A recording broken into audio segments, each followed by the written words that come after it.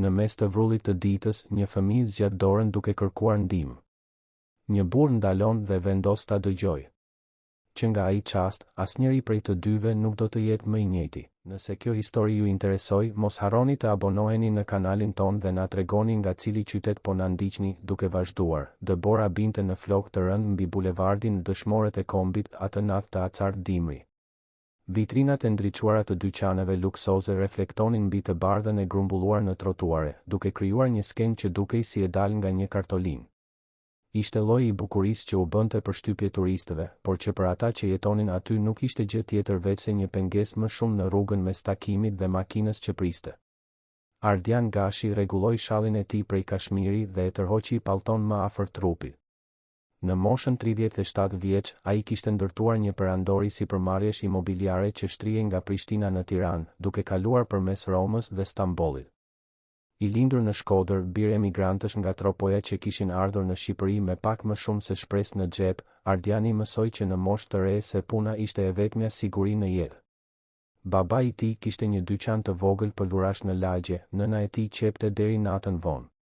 Ai u rrit duke i parë të dy të sakrifikonin, të kursenin çdo qindark, të ëndërronin për një të ardhme më të mirë për djalin e tyre të vetëm. Dhe Ardiani e kishte përmbushur atë ëndër, e kishte shumëzuar me 1.000. U diplomua për administrim biznesi në universitetin më të mirë privat që mundi të paguante me bursë dhe punë anësore. Filloi si praktikant në një kompani ndërtimi, u ngrit shpejt në detyrë, pati guximin të rrezikonte në momentin e duhur, siguroi investitor, bleu ndërtesën e tij të parë të braktisur në moshën 25 vjeç dhe e shndërroi në fitim. Prej andej, ishte një trajektore meteorike.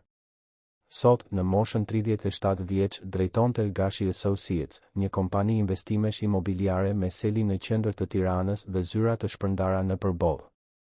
Nga jashtë, ishte gjithçka që prindërit e tij kishin ëndërruar dhe më shumë. Nga brenda, Ardiani e dinte se kishte paguar një çmim të lartë. Nëna i kishte vdekur 5 vjet më parë nga lodhja, i thoshte ai vetes, megjithse mjekët e quanin insuficiencë kardiake. Babai nuk e përballoi dot humbjen dhe u shua 2 vjet më vonë. Ardiani ishte në Dubai duke mbyllur një marrëveshje kur mori lajmin. U kthye për varrimin, organizoi gjithçka me efikasitetin e zakonshëm dhe u zhyt edhe më thellë në punë. Ishte më e lehtë të mendoje për normat e kthimit se sa për mallin. Martesat? Kishte pasur disa lidhje gjatë viteve, asgjë që të zgjaste më shumë se disa muaj. Gratë ankoheshin se ai ishte i martuar me punën, se nuk kishte kohë, se kur ishte i pranishëm fizikisht, mendja e tij ishte diku tjetër. Ardiani nuk e mohonte. Ishte e vërtetë. Pak nga pak, u mësua me vetminë e apartamentit luksos në qendër të Tiranës, me netët e heshtura pas takimeve, me darkat i vetëm në restorante të shtrenjta ku të gjithë e njihnin, por askush nuk e dinte vërtet se kush ishte ai. Atë natë dhjetori, ai sapo kishte dalë nga një tjetër takim raskapitës.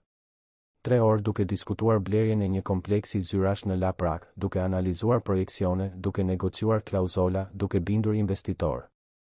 Ishte i lodhur nga ai lloj i veçantë lodhjeje që nuk vjen nga trupi, por nga shpirti. Shoferi, gëzimi, një burr simpatik që punonte për të prej vitesh, priste me limuzinën e zezë disa metra më tutje. Edhe gjysmë ore trafik deri në apartament, një dush i nxehtë, ndoshta një whisky dhe pastaj të rifillonte gjithçka të nesërmen. Ardiani bëri disa hapa drejt makinës kur dëgjoi. Ishte një zë i holl, i mbytur nga zhurma e Deborës që binte dhe nga zhurma e largët e trafikut, por këmbëngulës. Një zë fëmije. Ju lutem, zotëri. Ju lutem, dikush të më ndihmoj. Ai shikoi përreth, duke u përpjekur të identifikonte se nga vinte zëri.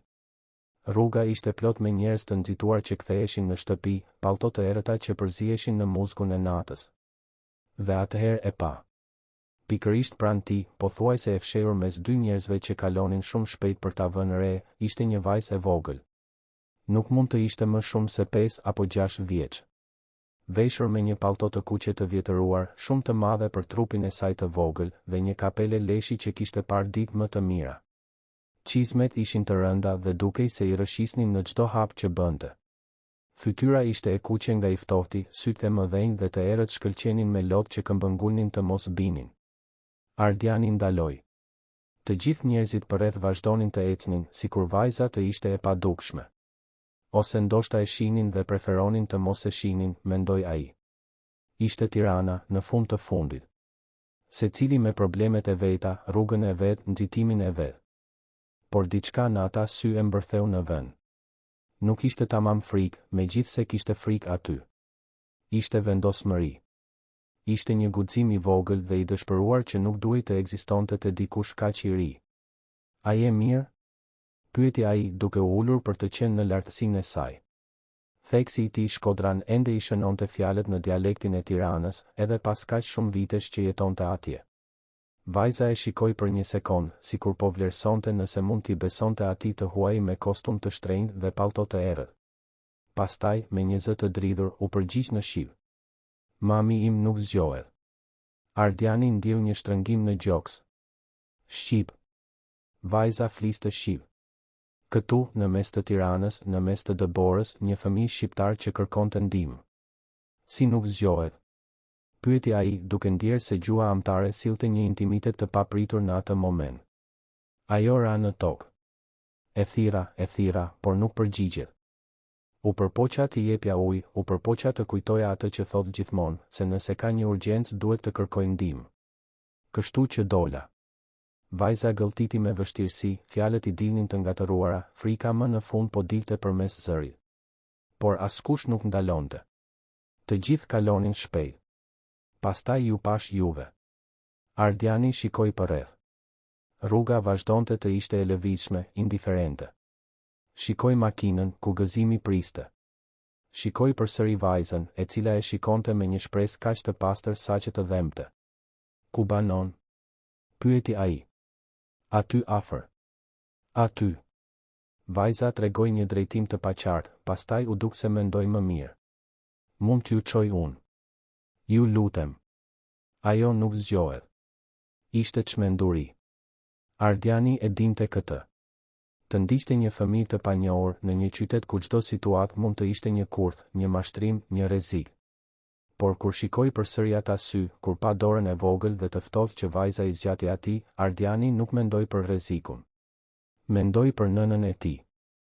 Mendoi se si do të ishte sikur të ishte ai i vogël që kishte nevojë për ndihmë dhe të gjithë të kalonin pranë tij sikur të mos ekzistonte. Në rregull, tha ai, duke kapur dorën e vajzës. Më çote nëna jote. Fytyra e fëmijës u ndriçua me një lehtësim kaq intensiv saqë Ardiani ndjeu një lëmsh në fytyrë. Ajo ja shtrëngoi dorën fort, sikur kishte frikë se ai do të ndryshonte mendje dhe filloi të ecte. Ardiani i bëri një shenjë gëzimi duke i treguar të priste dhe e ndoqi. Ata dolën nga bulevardi dëshmorët e kombit dhe hynë në rrugica anësore. Me çdo blok, skena ndryshonte. Vitrinat luksoze u zëvendësuan nga dyqane më të thjeshta, pastaj nga ndërtesa banimi të vjetra, pastaj nga pallate që kishin parë ditë më të mira. Dëbora vazhdonte të binte, por këtu nuk ishte romantike. Këtu ishte thjesht e ftohtë, e lagësht, duke e bërë tokën të rrëshitshme dhe të rrezikshme. Vajza ecte me vështirësi, çizmet e mëdha bënin zhurmë në çdo hap. Ardiani vuri re se ajo dridhej dhe jo vetëm nga i ftohti. Ishte nga sforcimi, nga frika, nga kaq shumë gjëra që një fëmijë nuk duhej t'i mbante. Si e ke emrin? Pyeti ai, duke u përpjekur ta shpërqendronte. Besiana. Dhe mami im është Julinda, por të gjithë e thërasin Juli. Julinda. Emri i bëri jehon në mendjen e Ardianit. Edhe nëna e tij quhej Julinda. Ai e largoi shpejt mendimin. Nuk ishte koha për këtë. Sa vjeç je, Besiana? 5. Do të bëj 6 në mars. Ajo e tha këtë me një krenari të vogël dhe të ëmbël, sikur të ishe gati të bëje 6 vjeç ishte një arritje e rëndësishme. Dhe ndoshta ishte, mendoi Ardiani. Ke qenë shumë trime që dole vetëm për të kërkuar ndihmë, tha ai. Besiana e shikoi nga ana, ende duke ecur. Mami gjithmonë thotë se nëse ndodh diçka, unë nuk mund të rri duar kryq. Duhet të jem e zgjuar. Por kisha frikë. Shumë njerëz kaluan pranë meje dhe askush nuk ndaloi. Mendova se askush nuk do të më ndihmonte. Unë jam këtu tani, tha Ardiani, duke i shtrënguar lehtë dorën. Do ta ndihmojmë nënën tënde. Më në fund arritën në një pallat me tulla të errëta, me një shkallë zjarri të ndryshkur në fasadë. Dera e hyrjes ishte pak e hapur, brava ishte qartësisht e prishur. Besiana e shtyu dhe hyri, duke u ngjitur shkallëve me një familjaritet që tregonte se ajo ishte rruga e saj e përditshme. Ardiani e ndoqi, duke vënë re shkallët e konsumuara, bojën e qëruar, erën e lagështisë dhe ushqimit të ringrohur që vinte nga apartamentet. Në katin e tretë, Besiana ndaloi para një dere. Nxori nga xhepi një çelës të lidhur me një litar të kuq dhe e hapi. Ajo e hapi ngadalë, sikur kishte frikë nga ajo që do të gjente brenda. Mami, solla ndihmë, thiri ajo, zëri i vogël duke bërë jehon në heshtjen e apartamentit. Ardiani hyri pas saj. Apartamenti ishte i vockël. Një dhomë ndenjeje dhe kuzhinë të integruara, një derë që duhet të çonte në dhomën e gjumit, një banjo pllakate së cilës të plasaritura ai mund t'i shihte prej andej. Por pavarësisht madhësisë dhe mungesës së qartë të burimeve, gjithçka ishte e rregull. Kishte vizatime fëmijësh të ngjitura në frigorifer me magnet, një pemë e vogël krishtlindjesh prej plastike në një cep, e zbukuruar me stoli të bëra në shtëpi. Tryeza kishte fatura të grumbulluara në njërin anë, por në anën tjetër kishte shkumsa me ngjyra dhe një fletore për t'u ngjyrosur. Në divanin e vjetër, një batanie e palosur. Në kuzhinë, tenxhere të pastra në kullues. Dhe në dy sheme, mes dhomës së ndenjes dhe kuzhinës, ishte Julinda. Ardiani e pa dhe ndjeu zemrën t'i rritë fort. Ajo ishte e re, nuk duhet të ishte më shumë se 26 apo 27 vjeç. Shumë e dobët, fytyra e zbetë, flokët e saj gështenjë të qelur të shpërndar rreth kokës. Kishte veshur një uniform pastrimi, lloji që përdornin punonjësit e hoteleve. Ishte shtrirë anash, sytë e mbyllur, frymëmarrja e parregull. Ai u gjunjëzua pranë saj menjëherë, duke i prekur pulsin. Ishte e nxehtë, shumë e nxehtë. Ethe. Pulsi ishte i dobët, i shpejtë. Ardiani shikoi përreth dhe pa pranë saj një shishe ilaçesh të zbrazët dhe një tjetër për gjysmë. Mori njërin prej tyre. Antibiotik. Data e skadencës kishte kaluar 3 muaj. Besiana qëndronte në derë, sytë ngulur te nëna e saj, duart e shtrënguara njëra me tjetrën. Besiana, do të telefonoj për një ambulancë, në rregull? Tha Ardiani, duke u përpjekur të mbante zërin të qetë. Nëna jote ka nevojë për një mjek. Ai mori celularin dhe formoi numrin e urgjencës. Shpjegoi shpejt situatën, dha adresën. 5 minuta, i than. Ai e mbylli dhe u kthye pranë Julindës. Mori batanien nga divani dhe e mbuloi me kujdes. Besiana u afrua ngadalë dhe u gjunjëzua në anën tjetër të nënës së saj. Mami, zgjohu. Mjeku po vjen. Zgjohu, të lutem. Ardiani ndjeu gjoksin t'i shtrëngoi. Vajza e vogël prekte fytyrën e nënës me delikatesë, sikur kishte frikë ta lëndonte. Sikur ishte ajo e rritura që kujdesej dhe jo e kundërta. Ajo do të bëhet mirë, tha Ardiani, duke mos e ditur nëse ishte e vërtet, por duke pasur nevojë të thoshte diçka. Mjekët do të kujdesen për të. Besiana e shikoi, sytë e mëdhenj dhe të frikësuar. A premton? Ardiani gëlltiti me vështirësi. Nuk mund të premtonte. Nuk e dinte se çfarë po ndodhte me atë grua, sa kohë kishte qëndruar aty në dy sheme, çfarë e kishte shkaktuar atë. Por kur shikoi Besianën, nuk mundi të thoshte gjë tjetër. Unë premtoj se do të bëj gjithçka që kam në dorë. Nuk vonoi shumë dhe dëgjuan sirenën. Paramjekët u ngjitën shpejt, 2 burra dhe një grua, duke mbajtur pajisje. Hynë në apartamentin e vogël me efikasitetin e atyre që e kishin parë atë skenë mira herë. E vlerësuan Julindën shpejt. Ethe të larta, dehidratim, shenja jetësore të dobëta. Bën pyetje që Ardiani u përpoq të përgjigje i bazuar në atë që thoshte Besiana dhe në atë që ai mund të shihte përreth. Sa kohë kishte qenë kështu? Nuk e dinin saktësisht. Besiana kishte shkuar në kopsht në mëngjes, nëna ishte mirë. Kur u kthye pas dite, Julinda zvarritej nëpër shtëpi duke u kollitur. Natën i kishte rënë të fikët. Gjendje para ekzistuese? Pyeti njëri nga paramjekët. Ardiani shikoi Besianën, e cila tundi kokën ngadalë. Ajo sëmuret ndonjëherë. Duhet të marrë ilaçe. Por ilaçi i mirë mbaroi dhe ajo po merrte të vjetrin. Paramjeku mori shishen që Ardiani kishte parë. Tundi kokën në shenjë pohimi, sikur kjo shpjegonte gjithçka. Do ta çojmë në spital. Është serioze, por arritëm në kohë. Ata e vendosën Julindën në barel me kujdes. Besiana u ngrit me një kërcim. Do të vi edhe unë. Paramjekja, një grua me sy të butë dhe zë të prerë, u ul. E dashur, do të vish me ne, por duhet të jesh trime, në rregull? Nëna jote do të qëndrojë në një vend të veçantë ku mjekët do të kujdesen për të. Dua të ri me të, tha Besiana, zëri duke filluar të dridhej. Dhe do të rish. Paramjekja shikoi Ardianin. Jeni i familjes? Ardiani hezitoi. Jo. Unë vajza më kërkoi ndihmë në rrugë. Gruaja rudhi vetullat, por nuk kishte kohë për të hetuar këtë tani. Duhet t'i marrë të dyja. Spitali do të njoftoj shërbimet sociale për fëmijën. Do të vi edhe unë, tha Ardiani, duke e befasuar veten. Paramjekja e shikoi me një përzierje dyshimi dhe lehtësimi. Në rregull. Por do të duhet të jepni shpjegime atje. Në ambulancë, Besiana u ul e kapur pas dorës së Ardianit, sytë e ngulur te nëna e saj që monitorohej nga paramjekët. Ardiani mbante dorën e vogël dhe të ftohtë, duke ndjerë peshën e asaj përgjegjësie që nuk e kishte kërkuar, por që tani nuk mund ta lëshonte. Spitali ishte publik, i madh, plot. Vrapuan me Julindën brenda dhe një infermiere i çoi Besianën dhe Ardianin në një dhomë pritjeje. Aty, mes karrigeve plastike dhe dritave fluoreshente, filluan pyetjet. Kush ishte ai? Si e njihte nënën? Kishte ndonjë lidhje gjaku? Ishte përgjegjës për fëmijën? Ardiani shpjegoi gjithçka. Vajza në rrugë, kërkesa për ndihmë, apartamenti, nëna pa ndjenja. Infermierja shënonte gjithçka me një shprehje neutrale, por Ardiani shite gjykimin pas syve të saj. Një burr i pasur, me kostum të shtrenjtë, me një fëmijë të varfër që nuk ishte i tij. Historia duke e dyshimt edhe për të, dhe ai po e jetonte atë. Do të thëras punonjësen sociale, tha infermierja më në fund dhe doli. Besiana ishte ulur pranë Ardianit duke tundur këmbët që nuk arrinin në dy sheme. Ajo kishte pushuar së qari, por sytë e saj vazhdonin të ishin të kuq. Ardiani nuk dinte çfarë të thoshte. Nuk dinte si të ngushëllonte një fëmijë.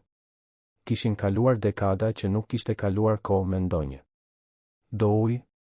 Pyeti ai, nga mungesa e diçkaje më të mirë për të thënë. Besiana tundi kokën. Ajo do të bëhet mirë? Mjekët po kujdesen për të. Janë mjek të mirë. Po nëse nuk zgjohet? Ardiani ndjeu një shtrëngim në gjoks.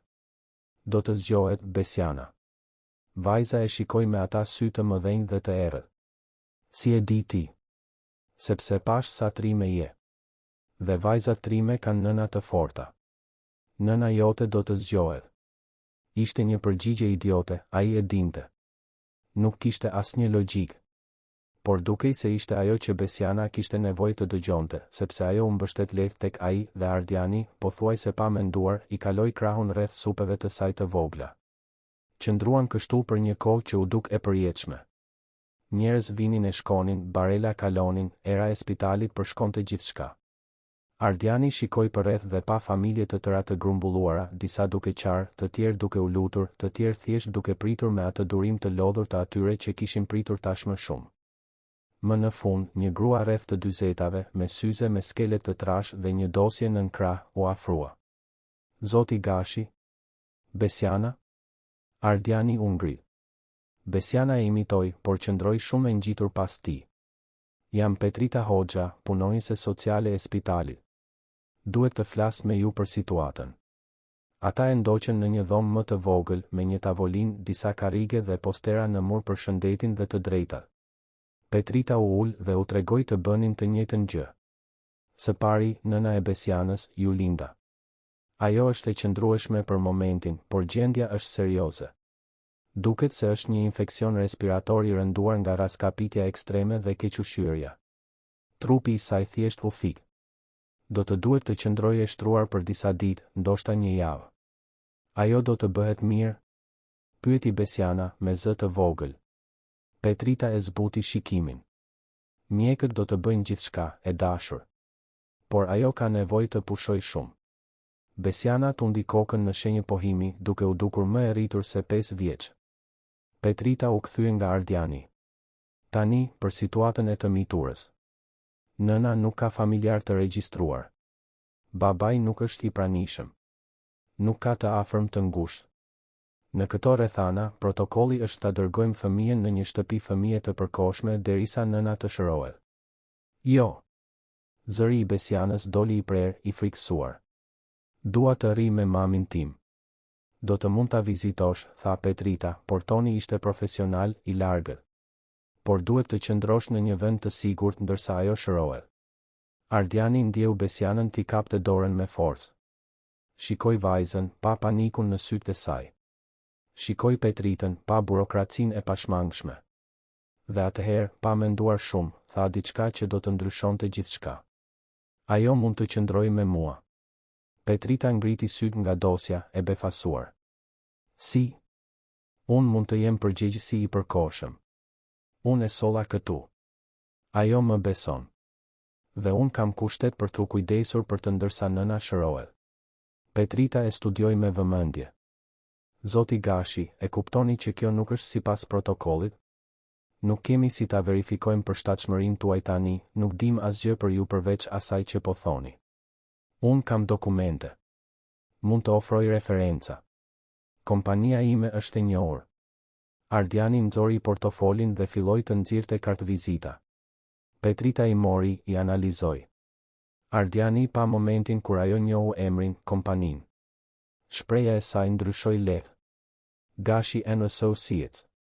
E njoh. Ju keni bler atë ndërtesën në anën perëndimore vitin e kaluar.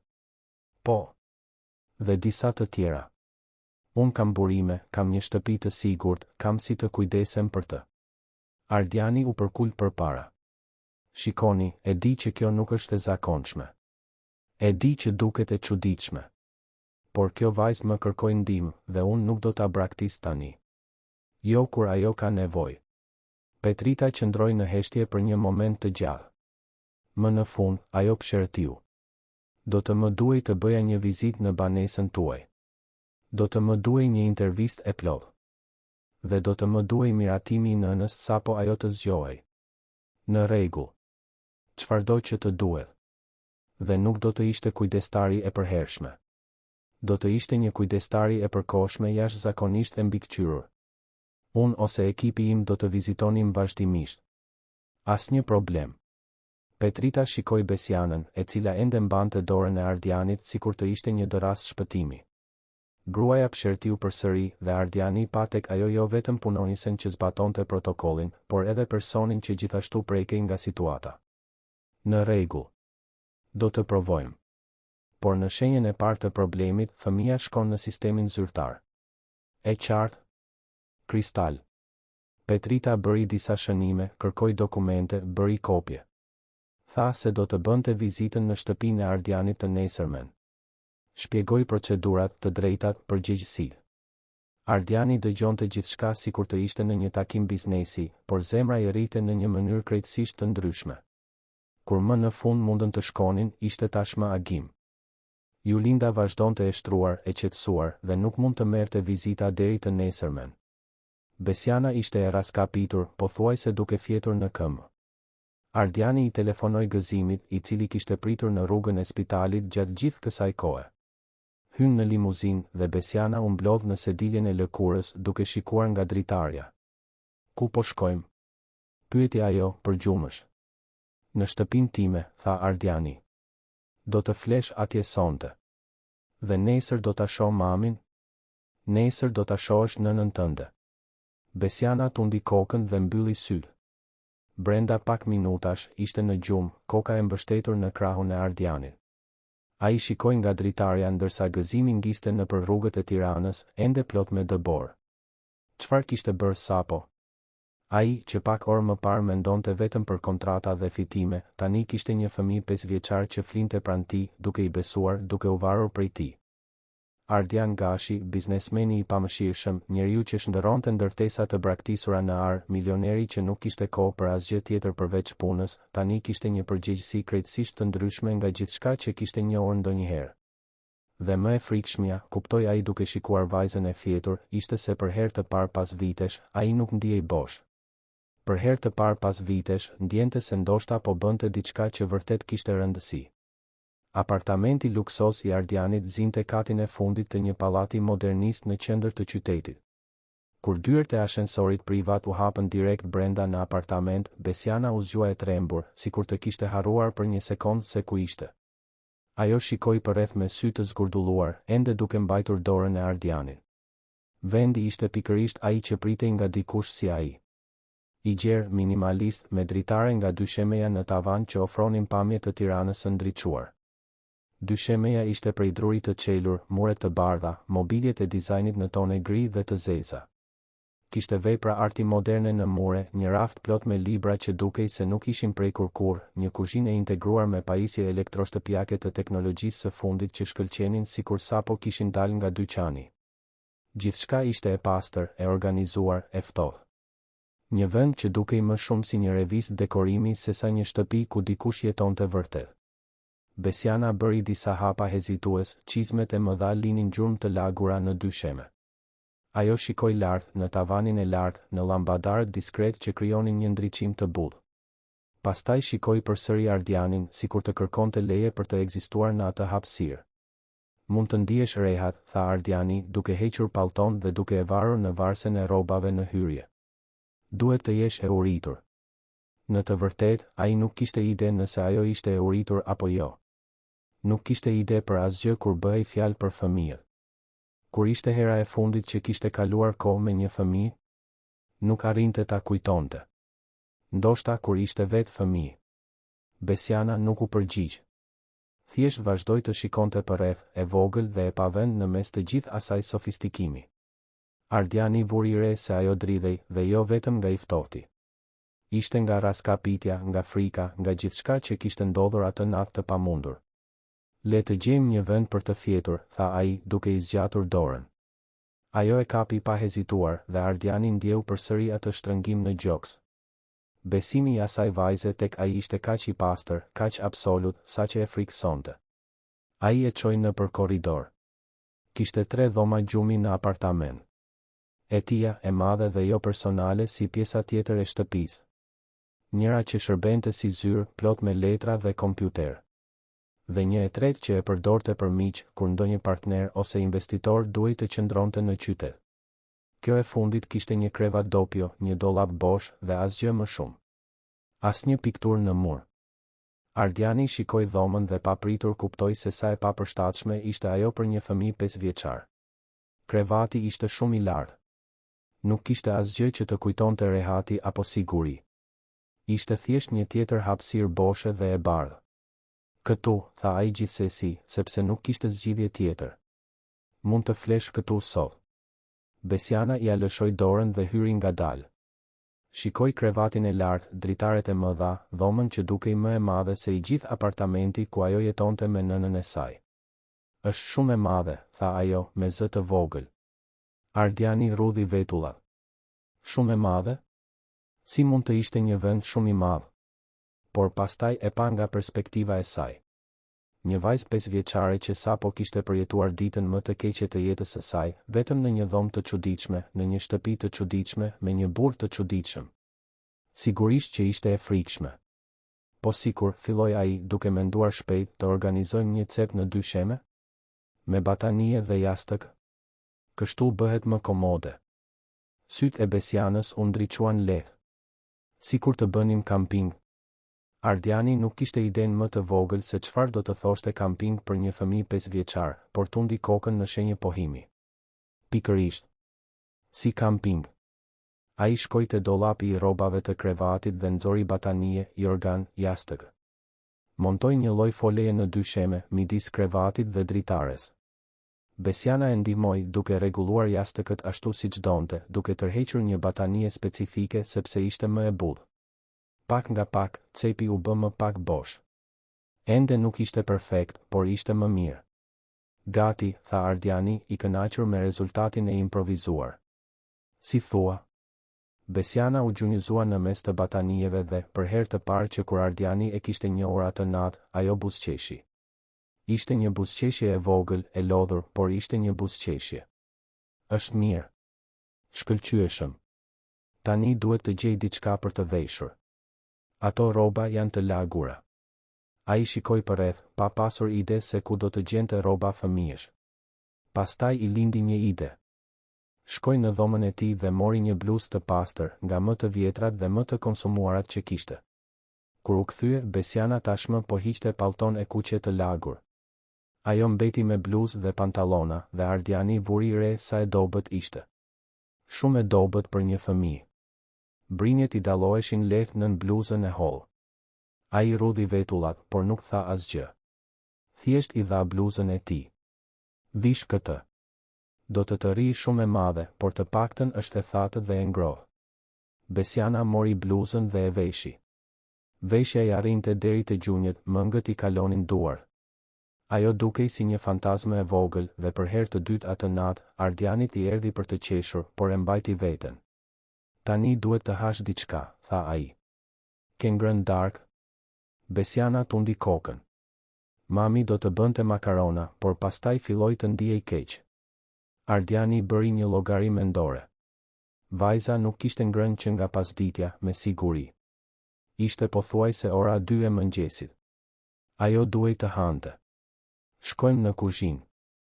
Në kuzhinën e patëmet, Ardiani hapi frigoriferin dhe gjeti pikërisht atë që priste. Ushqim i gatshëm nga restorante të shtrenjta, mbetje nga darkat e biznesit, pije të importuara, fruta organike që ai kur nuk kujtohej t'i hante. Asgjë që një fëmijë 5 vjeçar do të donte. Ai hapi dollapët. Makarona të thata, salca të sofistikuara, erza të importuara, kafe speciale. Asgjë e thjeshtë. Asgjë e lehtë. Asgjë që ai dinte ta përgatiste pa udhëzime të komplikuara. Të pëlqejnë makaronat? Pyeti ai duke marrë një paket makaronash italiane. Më pëlqejnë. Shkëlqyeshëm. Makaronat janë të lehta. Ai ishte i sigurt se dinte të bënte makarona. Të zjente ujë, të hidhte makaronat. Edhe ai mund ta bënte. Vendosi një tenxhere në zjarr, e mbushi me ujë, ndezi flakën. Besiana u ul në një nga stolat e lartë të banakut, duke tundur këmbët, duke vëzhguar gjithçka me ata sy të mëdhenj. Ti jeton vetëm këtu? Pyeti ajo. Jetoj. Është shumë e madhe për një person të vetëm. Ardiani shikoi përreth. Ishte hera e parë që dikush e thoshte këtë me zë të lartë, por ai gjithmonë e kishte ditur. Ishte shumë e madhe. Shumë boshe. Por ai ishte mësuar me boshllëkun. Ose të paktën kishte mësuar ta injoronte. Po, ra dakord ai thjesht. Nuk ke grua? Nuk kam.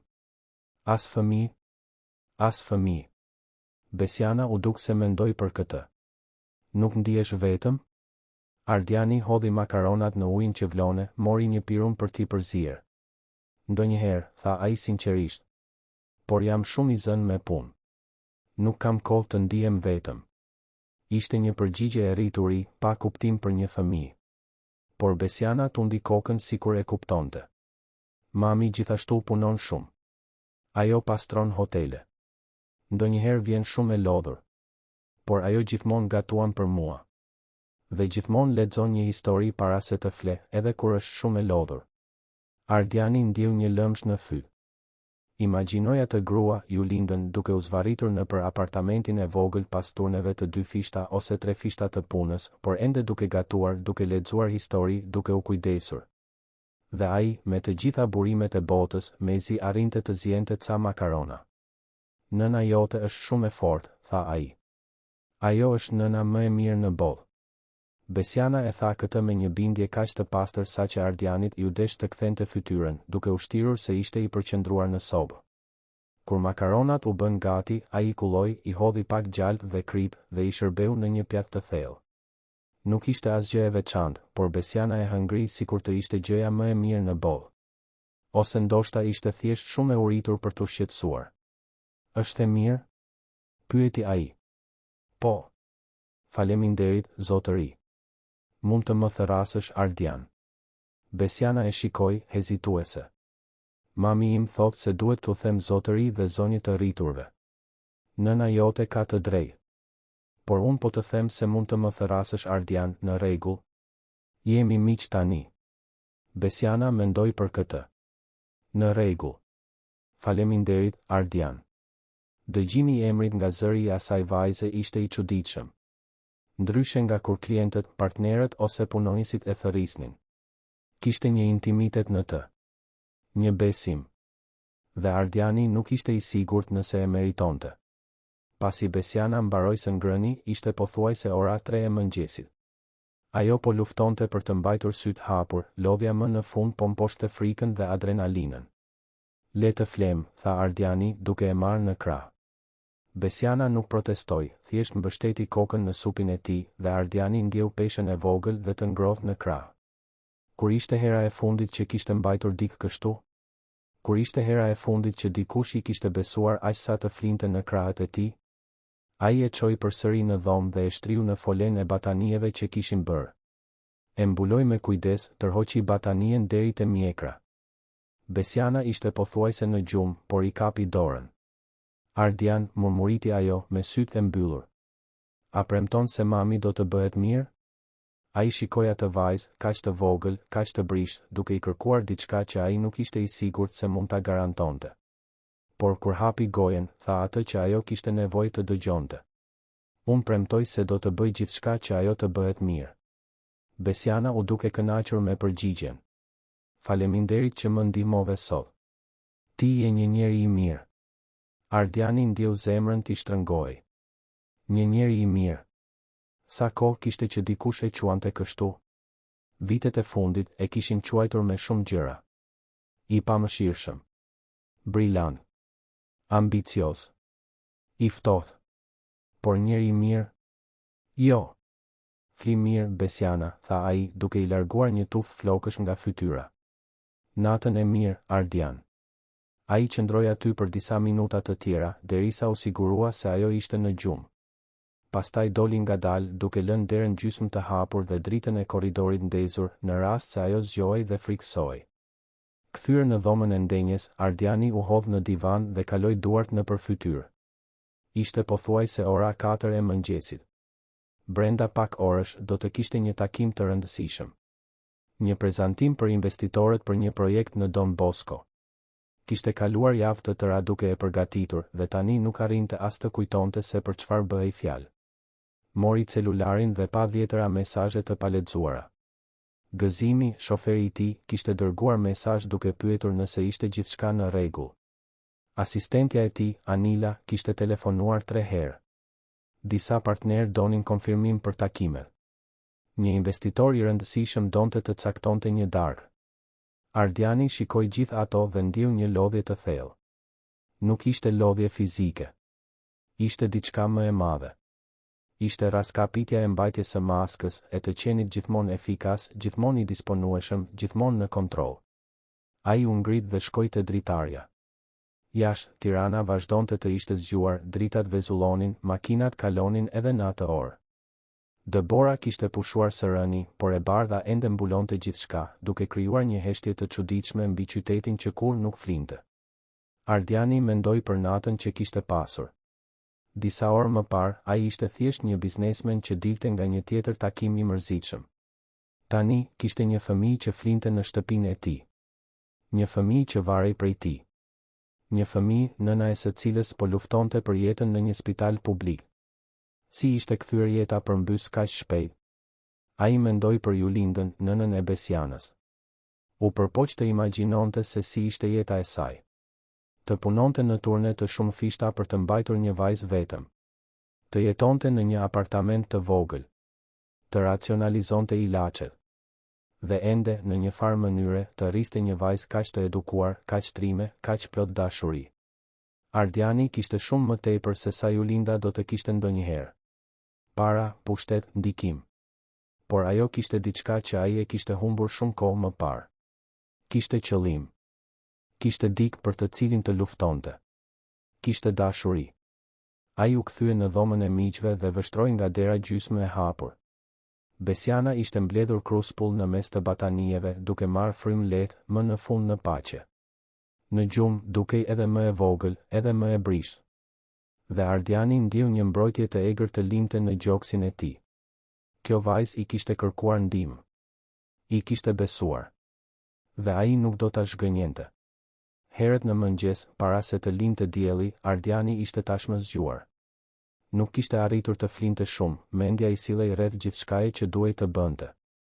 Lista ishte e gjatë. Vizitë në spital. Vizita e punonjëse sociale.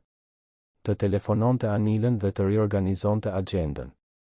Të blinte rroba për Besianën. Ushqim të përshtatshëm. Të zbulonte se çfarë kishin nevojë fëmijët. Të fliste me Julindën sapo ajo të zgjohej. Përgatiti kafe për vete dhe qëndroi në kuzhinë, duke ju përgjigjur emaileve në celular, duke u përpjekur t'i vinte gjërat në rregull. Në orën 7 të mëngjesit dëgjoi hapa të vegjël në korridor. Besiana u shfaq në derë, ende e veshur me bluzën e tij të madhe, flokët e shpupurishur duke fërkuar sy. Mirë mëngjes, tha Ardiani, duke u përpjekur të tingëllonte i gjallëruar dhe jo aq i lodhur sa ndihej. Mirë mëngjes. Ajo shikoi përreth, sikur po kujtohej se ku ishte. Mund ta shohim mamin sot? Po. Do të telefonoj spitalin pas pak dhe do të shohim kur mund ta vizitojmë. Besiana tundi kokën, serioze. U ul në stolën e banakut, këmbët duke u tundur. Ardiani kuptoi se nuk kishte ide se çfarë t'i shërbente për mëngjes një fëmije. Çfarë hati në mëngjes? Pyeti ai. Zakonisht ha bukë me gjalp. Ndonjëherë ka qumësht me kakao. Ardiani hapi frigoriferin. Kishte qumësht, të paktën. Por nuk kishte kakao. Nuk kishte bukë të zakonshme, vetëm atë bukë artizanale të shtrenjtë që ai blinte dhe kur nuk e hante. Të thek një bukë për ty? Kam reçel lule shtrydheje. Mund të jetë. Ndërsa përgatiste mëngjesin, Ardiani dëgjoi interfonin të binte. Rudhi vetullat. Ishte ora 7:30 e mëngjesit. Kush do të ishte? U përgjigj dhe zëri i gëzimit erdhi nga ana tjetër. Zoti Gashi, Anila është këtu poshtë. Ajo tha se është urgjente. Anila. Asistentja e tij. Sigurisht që do të vinte.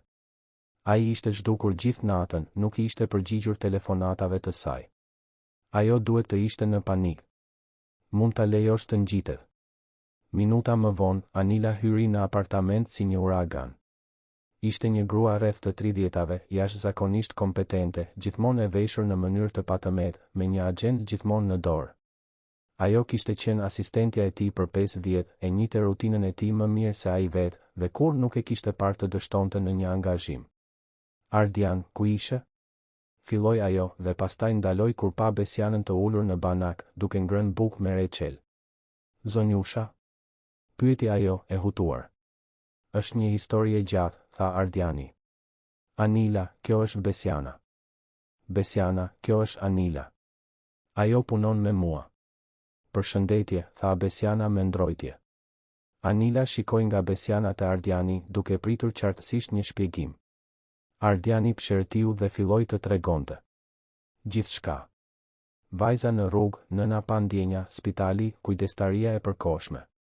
Anila e dëgjoi në heshtje, shpreha duke ndryshuar nga hutim në befasi dhe pastaj në diçka të ngjashme me shqetësimin. Ardian, e kupton se çfarë po bën? Pyeti ajo kur ai mbaroi. Ti ke një jetë jashtëzakonisht të ngarkuar. Takime, udhëtime, angazhime.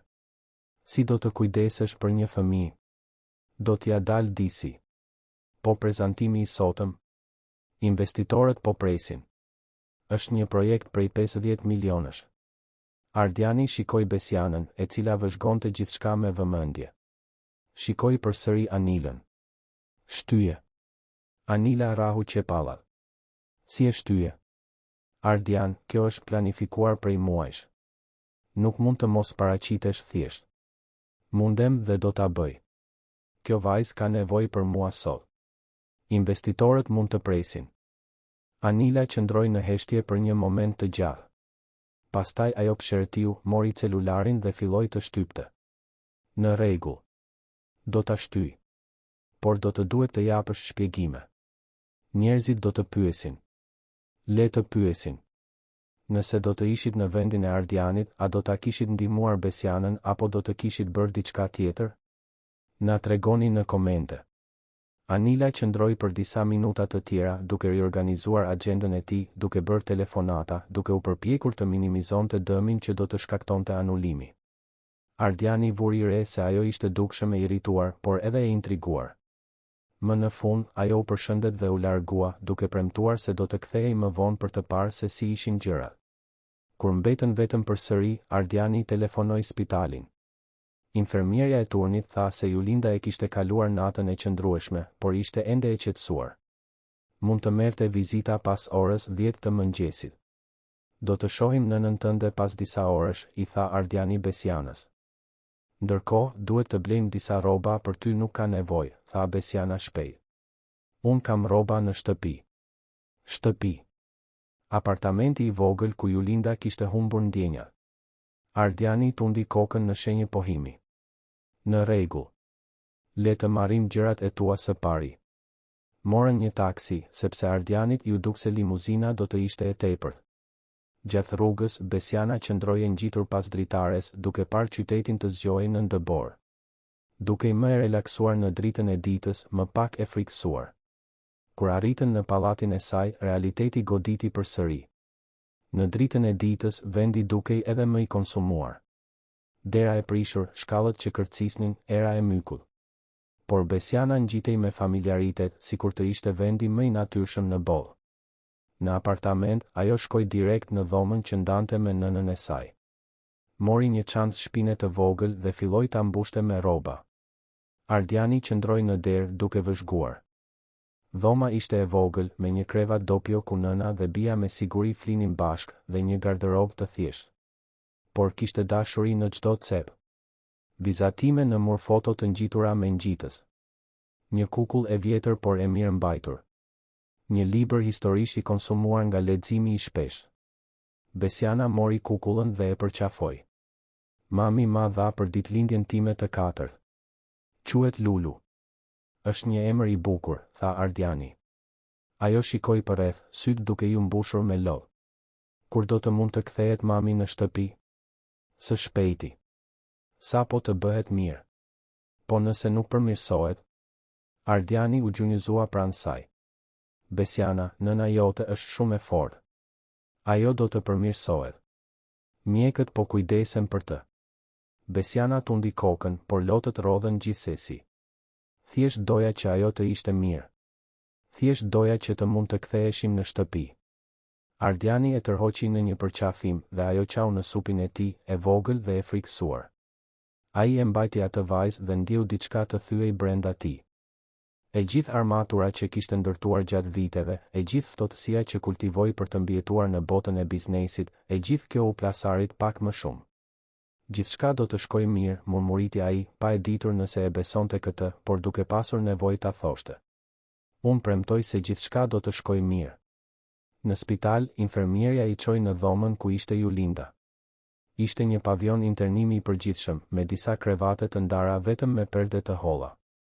Ambienti mbante erë dezinfektanti dhe sëmundjeje, tingujt e monitorëve që cicëronin dhe bisedat e ulta krijonin një simfoni të trisht të vuajtjes njerëzore. Julinda ishte në krevatin e fundit pranë dritares. Kur Besiana e pa, lëshoi dorën e Ardianit dhe vrapoi. Mami. Ardiani qëndroi disa hapa prapa, duke vëzhguar. Julinda ishte zgjuar, ulur në krevat, me pamje të brisht por të vetëdijshme.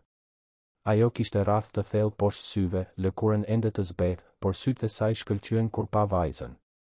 Ajo hapi krahët dhe Besiana u hodh në to, të dyja duke u përqafuar me një intensitet që e bëri Ardianin të kthente fytyrën. Vajza ime, e vogla ime, murmuriste Julinda, duke puthur kokën e Besianës. A je mirë? A je lënduar? Jam mirë, mami. Por u frikësova shumë. Ti nuk zgjoheshe. E di, dashuria ime. E di. Më fal që të tremba. Atëherë Julinda ngriti syt dhe pa Ardianin të qëndronte aty. Ajo rudhi vetullat e hutuar, pastaj u duk se kujtoi diçka. Sytë e saj u zgurdulluan. Ti, tha ajo, me zë të ngjirur. Ti e burri që solli Besiana. Jam unë, konfirmoi Ardiani, duke bërë një hap përpara. Ardian Gashi. Julinda e studioi për një moment të gjatë. Edhe e sëmur, edhe e dobët, kishte një forcë në atë shikim. Një dyshim të shëndetshëm. Një nën që mbronte të voglën e saj.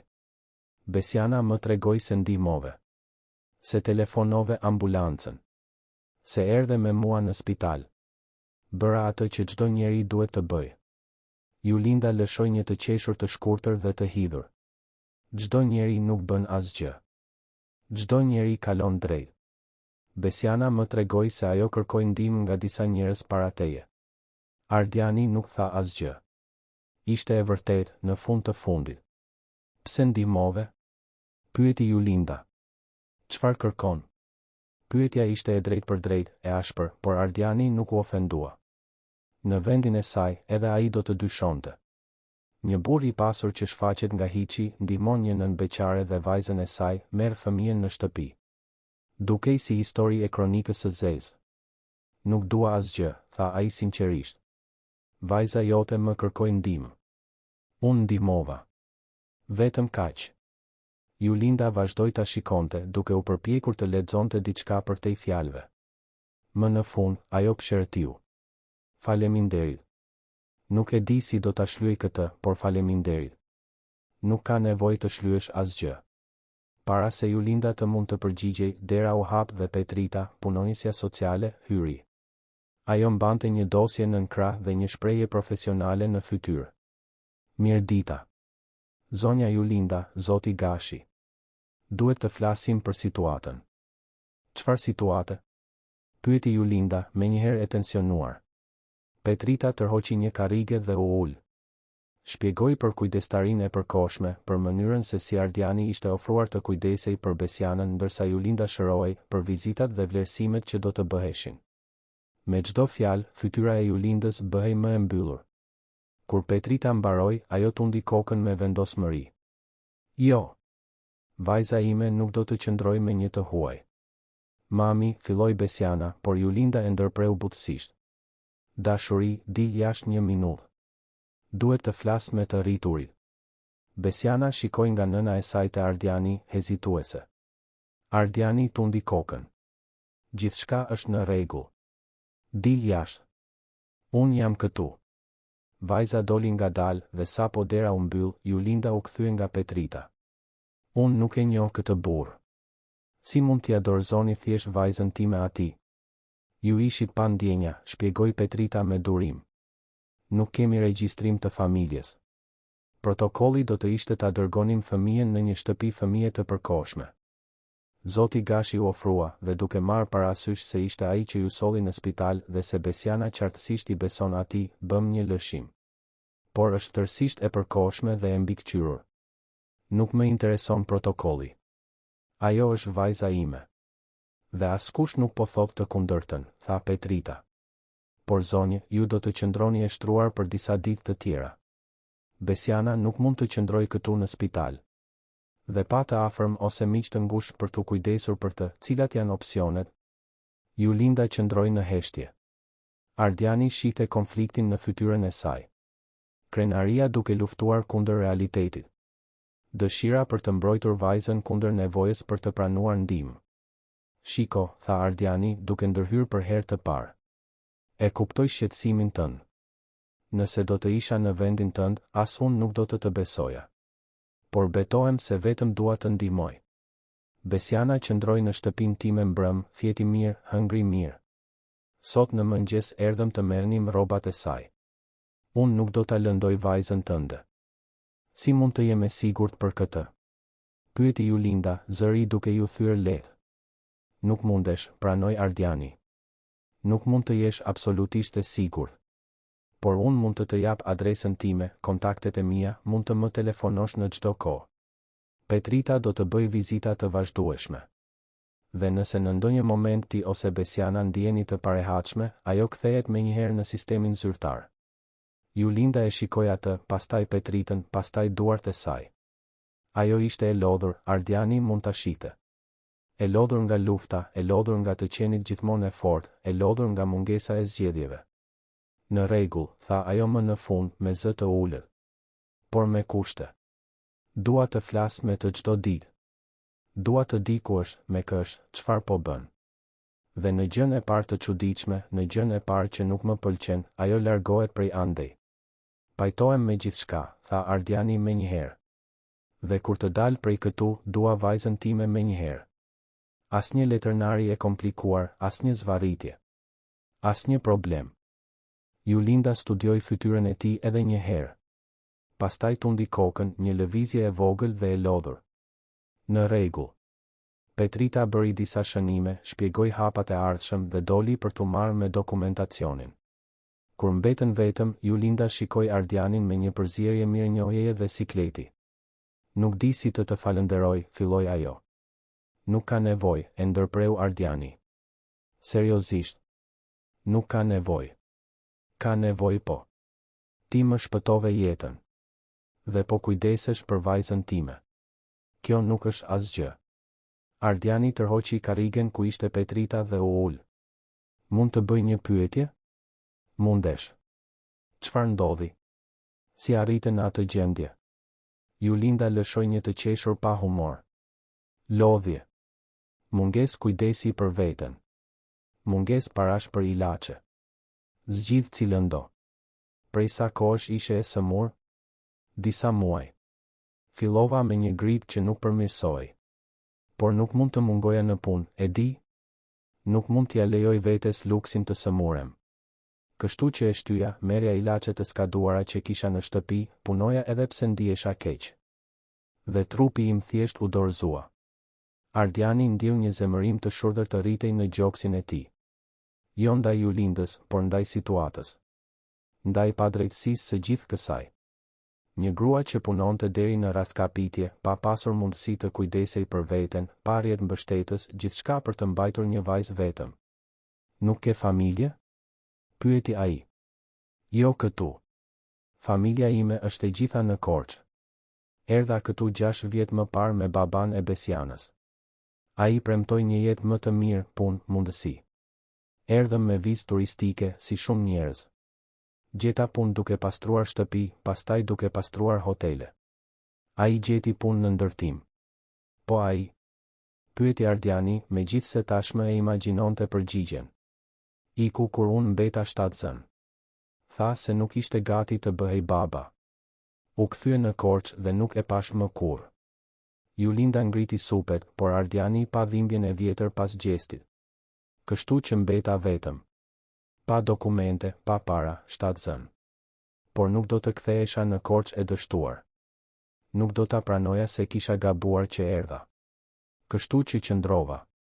Punova deri në ditën e fundit të 7 zënisë, u ktheva në punë 2 javë pasi linda Besianën. Dhe ja ku jemi. Ardiani qëndroi në heshtje, duke përpunuar gjithë atë. Jeta e Julindës ishte një luftë e vazhdueshme, një ditë pas tjetrës, pa rrjet sigurie, pa hapësirë për gabim. Dhe ende ajo kishte rritur atë vajzë të mrekullueshme, plot guxim dhe dashuri. Ti je shumë e fortë, tha ai më në fund. Julinda lëshoi një tjetër të qeshur të hidhur. Nuk jam e fortë. Jam kokfort. Është ndryshe. E fortë do të ishte të kisha pranuar ndihmë më parë.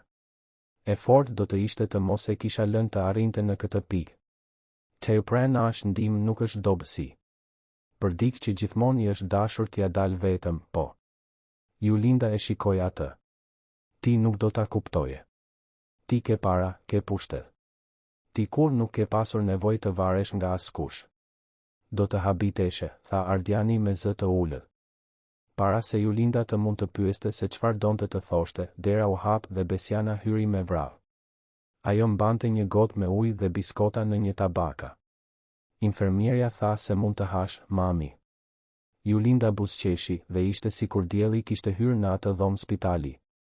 Faleminderit, dashuria ime. Eja këtu, ulu me mua. Ardiani u ngrit. Do t'ju lë të bisedoni. Besiana, do të jem jashtë nëse ke nevojë. Faleminderit, Ardian, tha Besiana, tashmë duke u ngjitur në krevat me nënën e saj. Jashtë, Ardiani u mbështet në mur dhe mbylli sytë. Ishte i raskapitur. Nuk kishte fjetur, kishte humbur takime të rëndësishme, agjenda e tij ishte një kaos. Por kur mendonte të kthehej pas, kur mendonte thjesht të largohej dhe ta linte sistemin të merrej me gjithçka, kujtonte fytyrën e Besianës. Besimin në ata sy. Dhe e dinte se nuk mund ta bënte atë. Celulari i tij ra. Ishte Anila. Ardian, duhet të kthehesh. Investitorët janë të zemëruar. Zoti Li kërcënoi se do të tërhiqte parat nga projekti. Do të merrem me këtë më vonë. Ardian nuk po e kupton seriozitetin. Nëse Li largohet, të tjerët do ta ndjekin. Projekti do të dështoj. Atëherë le të dështoj, tha Ardiani dhe e mbylli. Qëndroi duke parë telefonin në dorë, gjysmë i tronditur nga fjalët e tij. Kishte punuar muaj të tërë në atë projekt. Ishte i rëndësishëm. Fitim prurës. Do të ishte një moment historik në karrierën e tij. Dhe ai sapo kishte thënë le të dështoj. Por kur ktheu mendimet në dhomën ku një nën dhe një bi përqafoheshin pas një nate të tmerrshme, Ardiani kuptoi se nuk pendohej. Ditët që pasuan ishin më të çuditshme të jetës së Ardianit. Ai e ndau kohën e tij midis spitalit, ku vizitonte Julindën dhe çonte Besianën të kalonte kohë me nënën, dhe apartamentit të tij, ku përpiqej të krijonte një rutinë për vajzën. Nuk ishte e lehtë. Ardiani nuk kishte idenë më të vogël se si të kujdesej për një fëmijë 5 vjeçar. Mëngjesin e parë, Besiana u zgjua duke qarë nga një makth dhe ai nuk dinte si ta ngushëllonte. Përfundoi duke ulur pranë saj në dysheme, duke e lënë të qante, thjesht duke qëndruar aty derisa ajo u qetësua. Natën e dytë, Besiana refuzoi darkën që ai kishte porositur nga një restorant i shtrenjtë. Nuk më pëlqen kjo, tha ajo, duke parë pjatën me salmon me salcë të sofistikuar. Ardiani përfundoi duke bërë përsëri makarona me gjalpë, sepse ishte e vetmja pjatë që ai e dinte se ajo e hante. Ditën e tretë, ju desh ta çonte në kopsht. Drejtoresha e shikoi me dyshim kur ai u shfaq në vend të Julindës, por pas një telefonate në spital dhe një tjetër tek Petrita, përfundoi duke pranuar. Ardiani qëndroi duke vëzhguar nga dritarja ndërsa Besiana luante me fëmijët e tjerë dhe diçka i shtrëngoi gjoksin. Ajo qeshte. Pavarësisht gjithçkaje që kishte ndodhur, ajo ende mund të qeshte. Gëzimi, shoferi, u bë një aleat i papritur. Ai kishte 3 fëmijë në vendlindje dhe i jepte këshilla praktike Ardianit. Fëmijët kanë nevojë për rutinë. Kanë nevojë për ushqim të thjeshtë. Kanë nevojë për dashuri dhe durim. Ardiani dëgjonte gjithçka sikur po mësonte një gjuhë të re. Anila gjithashtu ndihmoi, megjithse ishte dukshëm e stresuar nga situata. Ajo bleu rroba për Besianën, lodra, libra për fëmijë. Organizoi agjendën e Ardianit në mënyrë që ai të mund ta merrte vajzën nga kopshti çdo ditë. Dhe kur pa se ai ishte vërtet i përkushtuar, ndaloi së ankuari dhe filloi të ndihmonte vërtet. Ditën e 5, Ardiani kishte një video telefonat të rëndësishme që nuk mund ta shtynte. Ishin investitor japonez dhe takimi ishte caktuar prej muajsh. Ai e bëri nga shtëpia, ndërsa Besiana vizatonte në dysheme pranë tij. Në mes të prezantimit, ajo rrëzoi një kuti me shkumsa me ngjyra dhe zhurma bëri jehon në telefonat. Ardiani kërkoi falje, por njëri nga investitorët buzëqeshi dhe tha diçka në japonisht. Përkthyesi shpjegoi se ai kishte nipër e mbesa dhe e kuptonte plotësisht. Takimi vazhdoi dhe në fund mbyllën marrëveshjen. Ardiani u befasua. Ndoshta humanizmi nuk ishte një dobësi në biznes. Ndoshta ishte një forcë. Julinda përmirësoi ditë pas dite. Ethe Tiranë, infeksioni u kontrollua, ajo filloi të hante më mirë. Dhe me përmirësimin fizik, vinte edhe një shqetësim në rritje. Ardiani e shite në sytë e saj sa herë që vizitonin. Ajo ishte mirënjohëse, por edhe e frikësuar. E frikësuar nga ajo që do të vinte më pas. Kur të dilte nga spitali, ku do të shkonte? Si do ta mbante Besianën? Si do t'i paguante faturat mjekësore që me siguri do të vinin? Ardiani donte të ndihmonte, por nuk dinte si të ofronte pa u dukur se po i blinte dinjitetin. Kështu që vendosi të priste momentin e duhur. Ai moment erdhi një javë pas shtrimit në spital. Julinda doli nga spitali. Mjekët thanë se ajo duhej të pushonte, të mos kthehej në punë të rëndë për të paktën një muaj dhe të vazhdonte trajtimin me antibiotik. Ajo dëgjoi gjithçka me një fytyrë të mbyllur, sepse e dinte se asgjë nga ato nuk ishte e mundur. Ajo nuk mund të merrte një muaj pushim. Nuk kishte si të paguante ilaçe të shtrenjta. Nuk kishte zgjidhje tjetër përveç se të kthehej menjëherë në punë, edhe pse trupi nuk ishte gati. Ardiani dhe Besiana shkuan ta merrnin në spital. Kur Julinda doli nga dhoma e veshur me rrobat e saj, e dobët dhe e zbet, por në këmbë, Besiana vrapoi dhe u hodh në krahët e saj. Të dyja qëndruan të përqafuara për një kohë të gjatë, duke qarë në heshtje. Shkojmë në shtëpi, mami? Pyeti Besiana. Julinda shikoi Ardianin, pastaj vajzën. Po, dashuria ime. Në makinë, heshtja ishte e rëndë. Ardiani ngiste, sepse e kishte liruar gëzimin për atë udhëtim, duke dashur t'i jepte privatësi familjes. Julinda shikonte nga dritarja, Besiana ulur pranë saj, duke i mbajtur dorën sikur kishte frikë se ajo do të zhdukej. Kur arritën në pallatin e saj, Julinda zbriti ngadalë nga makina. Ardiani e ndoqi, duke mbajtur ilaçet që mjekët i kishin përshkruar. U ngjitën shkallëve në heshtje. Julinda ndaloi disa herë për të pushuar, ngjitja e lodhte më shumë se sa duhej. Në apartament, gjithçka ishte siç e kishin lënë. Përveç se tani dukej edhe më i vogël, edhe më i brish. Julinda shikoi përreth dhe pshërtiu. Faleminderit që na solle. Unë nuk di si do ta shlyej gjithçka që ke bërë, por do t'ja dal disi. Mund të duhet pak kohë, por do ta paguaj. Nuk dua që të paguash, tha Ardiani. Unë nuk pranoj lëmosh. Nuk është lëmosh. Është ndihmë. Është ndryshe. Julinda tundi kokën. Për ty mund të jetë ndryshe. Për mua është e njëjta gjë. Unë gjithmonë ja kam dalë vetëm. Nuk do të filloj të varem nga të tjerët tani. Ardiani mori frym thellë. Ai kishte menduar për këtë ditët e fundit. Kishte planifikuar se si ta trajtonte çështjen. Por tani, përballë saj, fjalët e përgatitura dukej të papërshtatshme. Po sikur të bëja një propozim, tha ai. Çfarë lloj propozimi? Unë kam një pallat në Laprak. 12 apartamente, shumica me qira.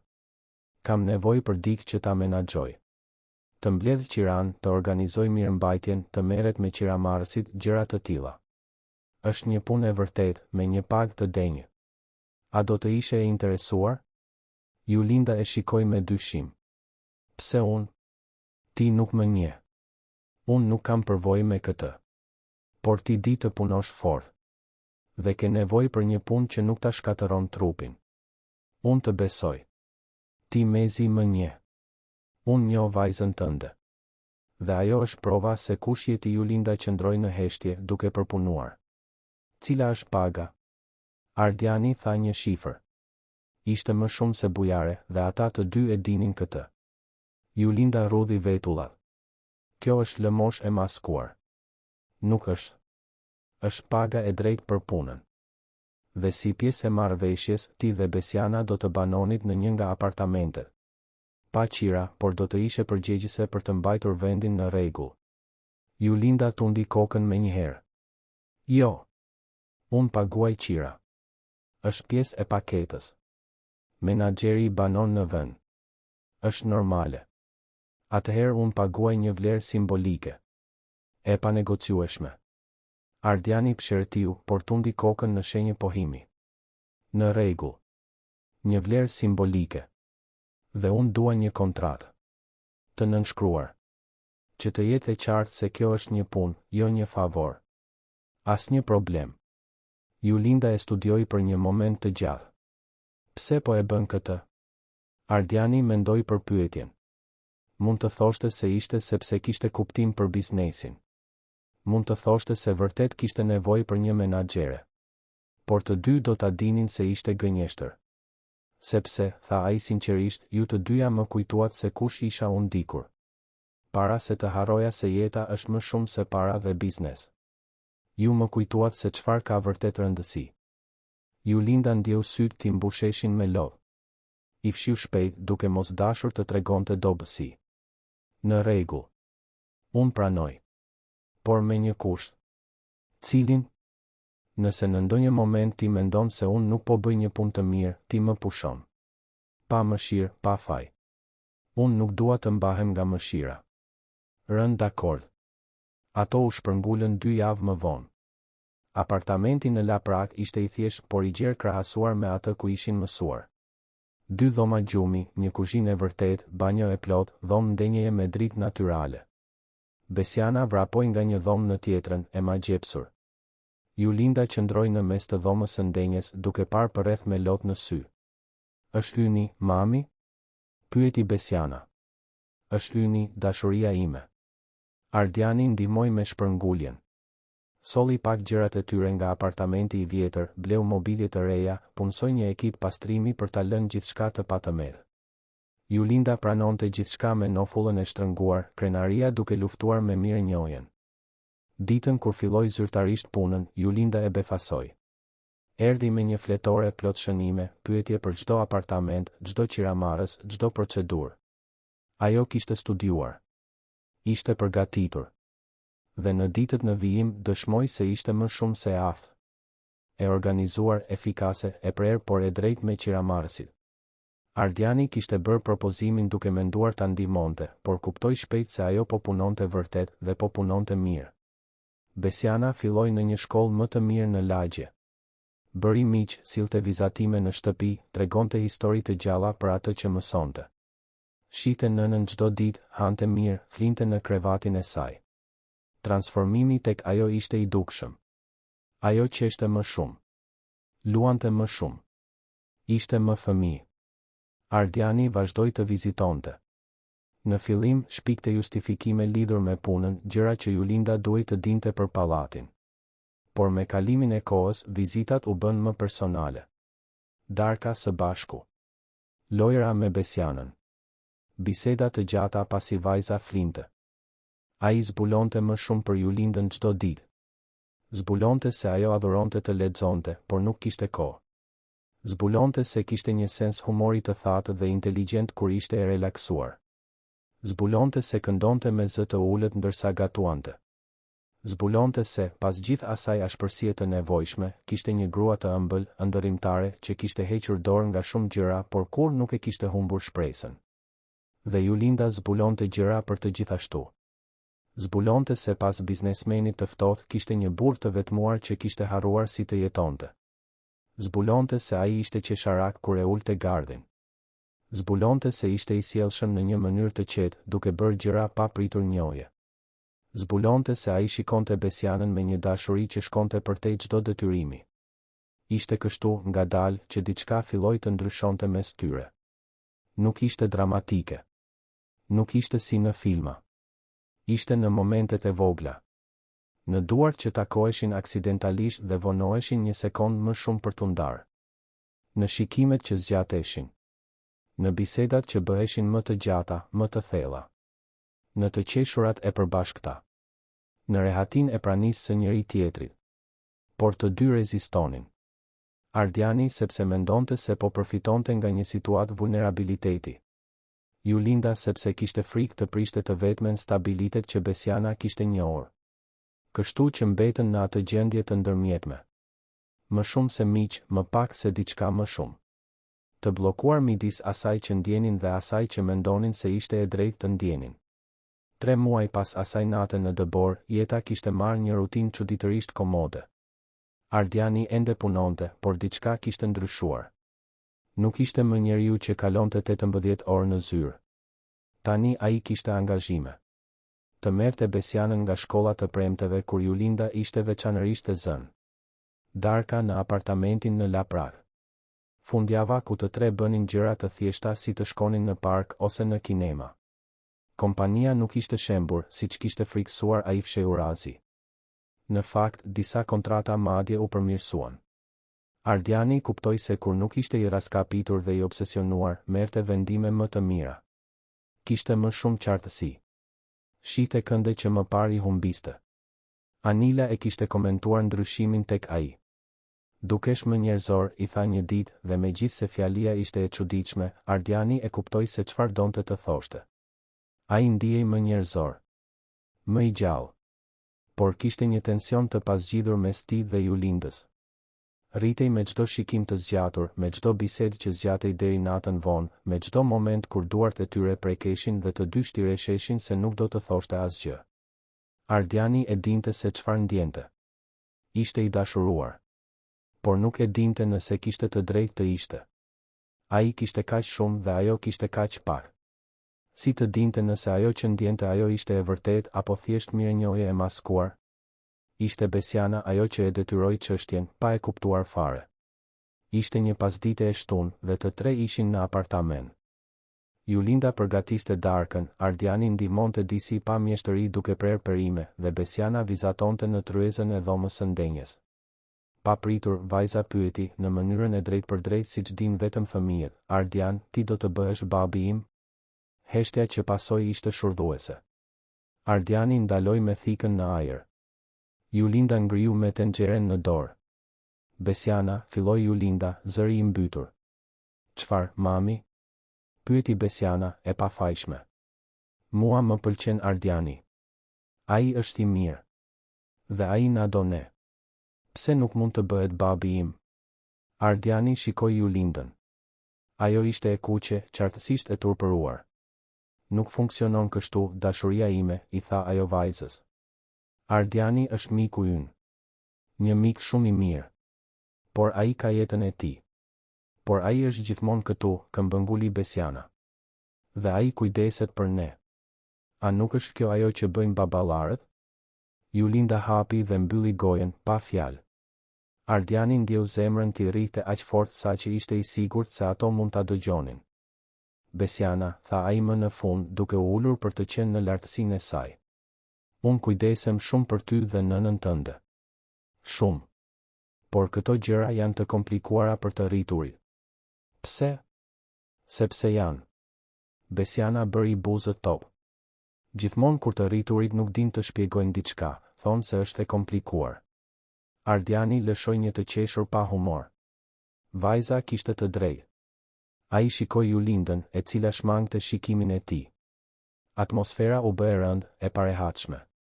Ardiani shpiku një justifikim dhe u largua pak më vonë, duke lënë një darkë për gjysmë dhe një siklet në ajër. Atë natë, vetëm në apartamentin e tij bosh, Ardiani shikoi Tiranën nga dritarja. Qyteti shkëlqente poshtë, indiferent ndaj dramave njerëzore që ndodhnin në secilën prej atyre ndërtesave të ndriçuara. Ai mori celularin mira herë, duke dashur të telefononte Julindën, duke dashur t'i thoshte atë që ndjente vërtet. Por çdo herë, frika e ndalonte. Po sikur ajo të mos i përgjigjej. Po sikur ta prishte gjithçka. Po sikur ajo të ishte me të vetëm nga mirënjohja, për siguri, sepse nuk kishte opsione të tjera. Ishte pothuajse ora 2 e mëngjesit kur telefoni ra. Ishte Julinda. Ardiani u përgjigj në zilen e parë. Alo? Ardian, tha ajo, me zë të ulët. Je zgjuar. Jam. Ka ndodhur gjë? Jo. Do me thënë, po. Do me thënë një heshtje. Mund të flasim? Sigurisht. Do të vish këtu? Jo, nuk ka nevojë. Mund të flasim në telefon. Është më e lehtë kështu. Ardiani u ul në divan, zemra i rrite fort. Në rregull. Julinda mori frym thellë nga ana tjetër e linjës. Për sot. Për atë që pyeti Besiana. Më vjen shumë keq. Ajo nuk duhej të vinte në atë pozitë. Ajo nuk më vuri në asnjë pozitë. Ajo është një fëmijë që është i sinqertë. Gjithsesi. Nuk ishte e drejtë me ty Julinda, tha Ardiani, duke ndjerë se ishte tani ose kurrë. Mund të bëj një pyetje? Mundesh. Pse nuk është e drejtë me mua? Çfarë saktësisht mendon ti se unë nuk dua? Nga ana tjetër, heshtje. Pastaj, me zë të dridhur, ti ke jetën tënde, Ardian. Një jetë të mrekullueshme. Kompani, para, mundësi. Mund të kesh çdo grua që dëshiron. Pse do të doje të ngecje me një nën beqare me një vajzë dhe një histori të komplikuar? Ti vërtet e mendon këtë? Unë e di këtë. Atëherë e ke gabim. Ardiani u ngrit duke ecur nëpër dhomë. E di se çfarë kisha unë para se t'ju njihja ju të dyja? Para. Shumë para. Dhe absolutisht asgjë tjetër. Punova, flija, punoja përsëri. Nuk kisha miq të vërtetë. Nuk kisha familje. Nuk kisha askën që t'i interesonte nëse isha gjallë apo vdekur përveç se sa vlenja për investimet e tyre. Dhe e di se çfarë ndryshoi? Ju. Për herë të parë pas vitesh, zgjohem dhe kam diçka për të pritur përveç takimeve dhe kontratave. Kam darka me ju. Kam vizatimet e Besianës të ngjitura në frigoriferin tim. Kam biseda të vërteta. Kam të qeshura. Kam diçka që duket si jetë e vërtetë. Ardian, tha Julinda, zëri duke ju thyer. Mos e bëj këtë. Të bëj çfarë? Mos i thuaj këto gjëra nëse nuk je i sigurt. Sepse unë një pëshertim e dridhur. Sepse edhe unë ndjej. Dhe kjo më frikson. Zemra e Ardianit bëri një kërcim. Çfarë ndjen ti? Ti e di çfarë. Mos më bëj ta them. Kam nevojë që ta thuash. Pse? Sepse kam nevojë të jem i sigurt se nuk jam vetëm në këtë. Sepse kam nevojë të di nëse ti ndjen sepse vërtet ndjen, apo nëse është vetëm mirënjohje. Mirënjohje? Julinda lëshoi një të qeshur të pabesueshme. Ti mendon se është vetëm mirënjohje? Ardian, unë zgjohem duke menduar për ty pres që të shfaqesh për të vizituar. Kur ti buzëqesh, dita ime bëhet më e mirë. Kur ti largohesh, apartamenti duket bosh. Kur ti luan me Besianën dhe ajo qesh në atë mënyrë, unë ndjej zemrën të më shkrihet. Dhe po, jam mirënjohëse për gjithçka që ke bërë, por ajo që ndjej tani nuk ka të bëj fare me mirënjohjen. Ardiani ndjeu diçka të liroi në gjoksin e tij. Diçka që ishte e bllokuar për një kohë të gjatë. Atëherë çfarë ndjen ti? Julinda qëndroi në heshtje për një moment të gjatë. Kur foli, zëri i saj ishte pothuajse një pëshpërim. Mendoj se po bie në dashuri me ty dhe kjo më tmerron. Pse? Sepse kam një vajzë. Sepse nëse kjo shkon keq, nuk jam vetëm unë që do të lëndohem. Është edhe ajo. Ajo tashmë është lidhur me ty, nëse ti zhdukesh, do t'ja thyesh zemrën. Unë nuk do të zhdukem. Nuk mund ta premtosh këtë. Mundem po, tha Ardiani me vendosmëri. Julinda, unë nuk jam këtu nga mëshira, apo nga mërzia, apo sepse dua të ndihem mirë me veten. Jam këtu sepse ju më ndryshuat jetën. Sepse kur jam me ju, unë kujtoj se çfarë ka rëndësi. Ti je e fortë, trime, e mrekullueshme. Dhe Besiana është fëmia më i veçantë që kam njohur ndonjëherë. Unë nuk do t'ju braktis. Betohem. Si mund të besoj në këtë? Shiko 3 muajt e fundit. A jam zhdukur ndonjëherë? A kam dështuar me ju ndonjëherë? Jo. Atëherë më beso tani. Julinda dënesi nga ana tjetër e linjës. Dua të besoj. Vërtet dua. Atëherë beso. Pati një pauzë të gjatë. Ardiani mund të dëgjonte frymëmarrjen e saj të parregullt, të emocionuar. Më në fund, ajo tha, në rregull. Në rregull? Unë të besoj. Ardiani ndjeu një lehtësim kaq të madh saqë ju desh të ulej. Mund të vi atje? Tani? Tani? Është ora 2 e mëngjesit. Nuk më intereson. Julinda qeshi, një tingull i lagur por vërtet i lumtur. Në rregull. Eja. Ardiani mori pallton dhe doli me vrap. Mori një taksi, sepse ishte më shpejt se të priste gëzimin. Udhëtimi për në Laprak nuk i ishte dukur kur kaq i gjatë. Kur më në fund arriti në pallat dhe u ngjit shkallëve, Julinda tashmë priste në derë. Ajo kishte veshur pijama të thjeshta, flokët e lëshuara, pa grim, syt e kuq nga të qarit. Dhe për Ardianin, ajo kur nuk kishte qenë kaq e bukur. Përshëndetje, tha ai, pa frym nga vrapimi dhe emocioni. Përshëndetje, u përgjigj ajo. Qëndruan aty për një moment, vetëm duke parë njëri tjetrin. Pastaj Ardiani bëri një hap përpara dhe e tërhoqi në një përqafim. Julinda u shkri kundër tij, krahët rreth belit të tij, fytyra e futur në gjoksin e tij. Ardiani e ndjeu të dridhej, ndjeu lotët t'i lagnin këmishën dhe thjesht e mbajti më fort. Kam kaq frikë, murmuriti ajo. Edhe unë. Vërtet? I tmerruar. Por gjithashtu kur nuk kam qenë kaq i sigurt për diçka në jetën time. Julinda ngriti fytyrën për ta parë. Ardiani pa në ata sy gjithçka që ajo nuk mund të thoshte me fjalë. Frikën, shpresën, dashurinë që lindte edhe kundër të gjitha probabiliteteve. Ai uli fytyrën ngadalë duke i dhënë kohë të largohej nëse donte. Por ajo nuk u largua. Ajo u ngrit lart duke e takuar në gjysmë të rrugës. Puthja ishte e butë, hezituese në fillim. Si dy njerëz që mësojnë një kërcim të ri. Por pastaj u thellua, u bë më urgjente, e ngarkuar me të gjitha ndjenjat e pathëna të muajve të fundit. Kur u ndan, të dy ishin pa frym. Uau, tha Julinda. Po, ra dakord Ardiani. Uou. Ajo qeshi dhe ai e puthi përsëri, më shkurt këtë herë, thjesht sepse mundej. Besiana do të çmendet kur ta marrë vesh, tha Julinda. Ajo me siguri do të planifikoj dasmën tonë. Julinda ngriu. Ardiani kuptoi se çfarë kishte thënë dhe u bë i kuq. Më fal, nuk doja të thosha se do me thënë, jo tani, pa dyshim, vetëm se. Ardian e ndërpreu Julinda duke buzëqeshur. Merr frym. Ai mori frym. Le të ecim ngadalë, në rregull? Tha ajo butësisht. Një hap në një kohë. Një hap në një kohë, ra dakord ai i lehtësuar. Por, vazhdoi ajo, duke u ngritur në majë të gishtave për ta puthur lehtë. Më pëlqeu ideja. Muajt që pasuan ishin më të lumturit që secili prej tyre mund të kujtonte. Ata ecën ngadalë, siç kishte kërkuar Julinda. Por marrëdhënia thelloi çdo ditë.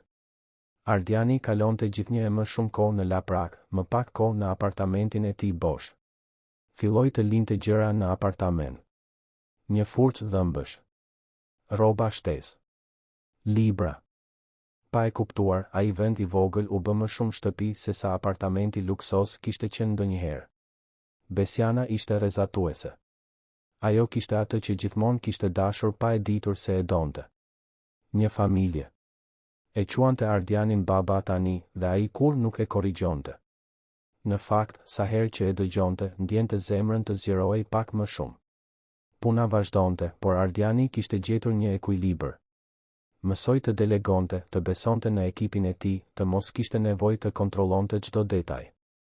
Dhe zbuloi se kompania funksiononte po aq mirë ose më mirë pa praninë e tij të vazhdueshme. Julinda lulëzoi në punën e menaxheres. Qiramarrësit e adhuronin. Pallati kur nuk kishte qenë kaq i mirë mbajtur. Ajo kishte gjetur vendin e saj, thirrjen e saj. Dhe paga, megjithse Ardiani i kishte ofruar më shumë, ishte e mjaftueshme që ajo të kishte për herë të parë në jetë kursime. Siguri. Opsione. Ishte një natë pranvere, pothuajse një vit pas asaj nate në dëbor, që gjithçka ndryshoi përsëri. Ardiani kishte planifikuar një darkë speciale. Kishte gatuar vetë me ndihmën e tutorialeve online dhe telefonatave të dëshpëruara tek gëzimi duke kërkuar këshilla.